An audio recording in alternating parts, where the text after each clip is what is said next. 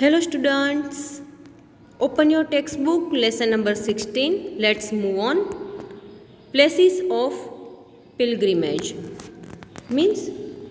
Pilgrimage means શું?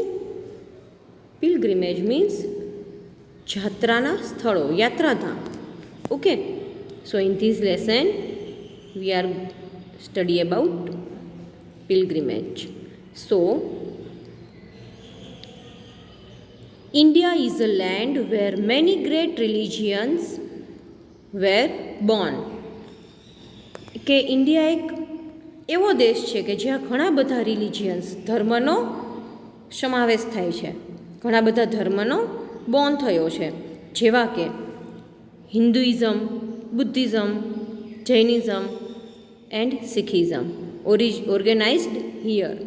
કે હિન્દુ ધર્મ, બૌદ્ધ ધર્મ, શીખ ધર્મ, જૈન ધર્મ એ અહીંથી જ થયા હતા. So India also welcome religions from outside like Islam, Christianity and Zoroastrian. Okay, કે ઇન્ડિયાએ બહારના ધર્મને પણ, બહારના રિલિજિયનને પણ અડોપ્ટ કરેલા છે, સ્વીકારેલા છે, જેમ કે Islam, Christians and Zoroastrians. So there are many centers of pilgrimage in this country. Read the clues given below and put the places beside the descriptions. So what we have to do here, કે અહીંયા ઇન્ડિયામાં જે ઘણા બધા એવા પિલગ્રીમેજ centres છે એ કયા સ્ટેટમાં, ક્યાં આવેલા છે એ આપણે ફાઇન્ડ કરવાનું છે. So here in description about the description is given and એ ડિસ્ક્રિપ્શનમાં એ કયું પિલગ્રીમેજ એ ક્યાં આવેલું છે, ઇન્ડિયાના કયા સ્ટેટમાં આવેલું છે એ ક્લૂઝમાં આપેલું છે. સો એ ક્લૂઝનો number of clues we have to write in this box. Match it then right. Okay, number 1, let us start. Famous for the Jagannath temple and Rath Yatra. So આ પ્લેસ છે એ જગન્નાથ ટેમ્પલ અને રથયાત્રા માટે ફેમસ છે. So C answer is written itself. I have written here and answer is C. C is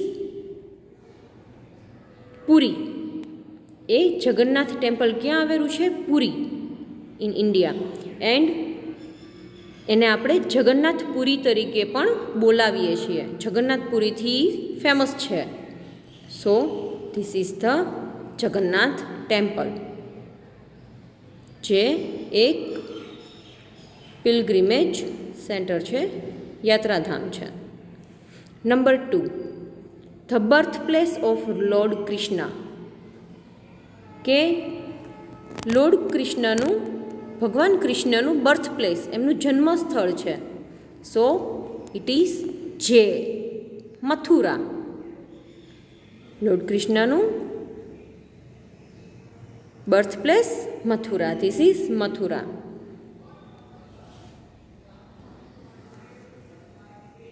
number 3, Guru Govind Singh created the Khalsa here.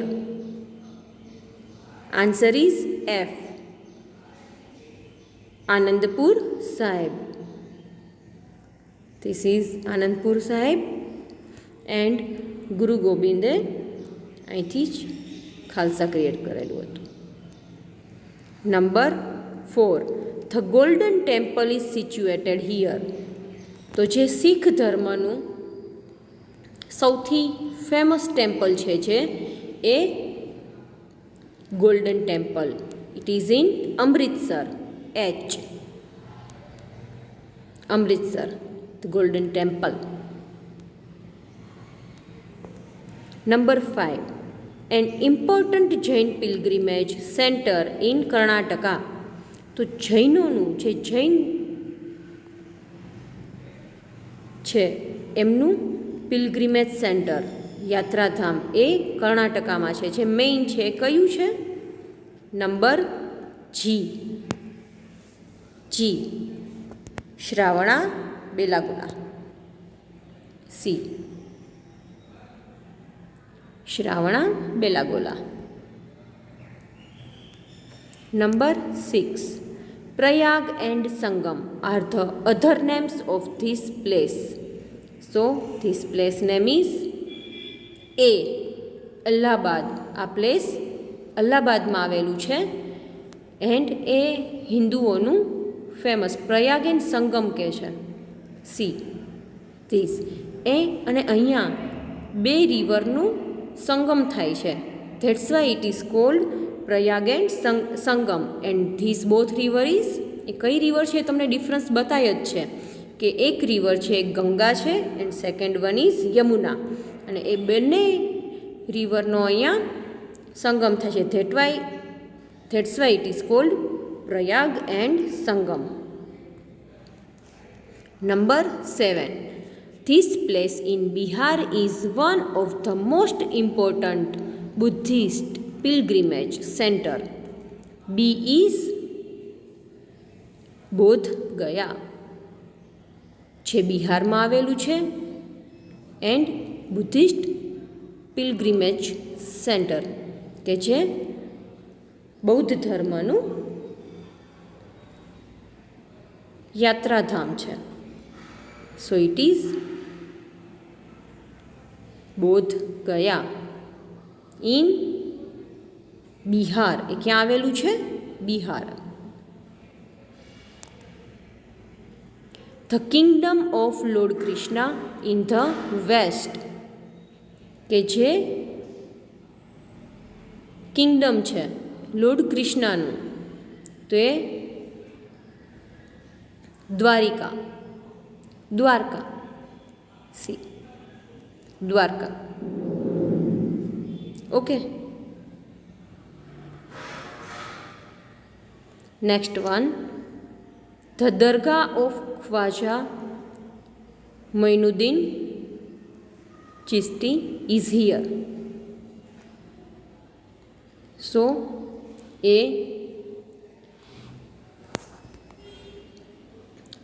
ઇસ્લામનું એક pilgrimage centre છે જે અજમેર.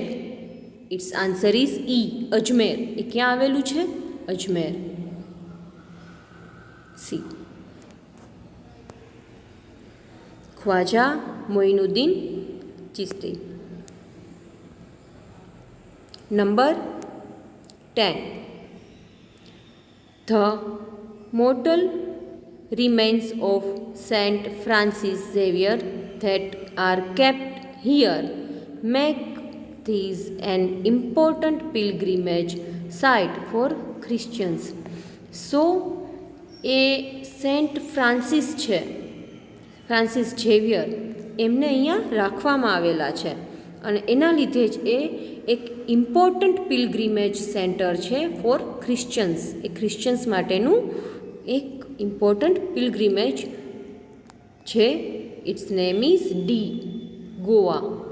સો see this is અહીંયા આ બહુ વર્ષોથી સેન્ટ ફ્રાન્સિસ ઝેવિયર્સને રાખવામાં આવેલા છે. એમનું ડેડ બોડી છે પણ એને કશું જ થતું નથી. ઘણા ટાઈમથી એને આ રીતે રાખવામાં આવેલું છે, ઘણા વર્ષોથી. ઓકે. એન્ડ એ ક્યાં આવેલું છે? ઇન ગોવા. બોમ જીસસ ચર્ચમાં આવેલું છે. ઓકે.